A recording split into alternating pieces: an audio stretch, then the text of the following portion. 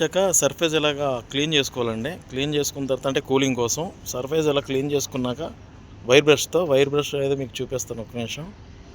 Wire బ్రష్తో మొత్తం surface అంతా క్లీన్ చేసుకోవాలి. డస్ట్ ఉంటుంది, ఏదైనా పాకుంటే ఇలాగోండి ఇలా మనం క్లీన్ చేసుకోవాలి. నీట్గా క్లీన్ చేసుకున్నాక వాటర్తో మొత్తం తడిపేసి మొత్తం డస్ట్ అంతా వచ్చేసినట్టుగా చూసుకుంటే ఇదిగోండి పైన మనం ఏషియన్ డ్యాంప్ ప్రూఫ్ వేస్తున్నాం. 3 కోట్లు వేస్తున్నాం. ఏంటి దీనివల్ల ఏంటంటే 12 degrees మనకి హీట్ తగ్గుద్ది. కంపెనీ ఏషియన్ పెయింట్ ఒకటి ఇచ్చింది, 12 degrees హీట్ని ఆపొద్దు అనేది కంపెనీ కూడా ప్రొవైడ్ చేస్తున్నాడు. ఇదిగోండి ఫస్ట్ కోట్ ఇలా వేసాం మేము.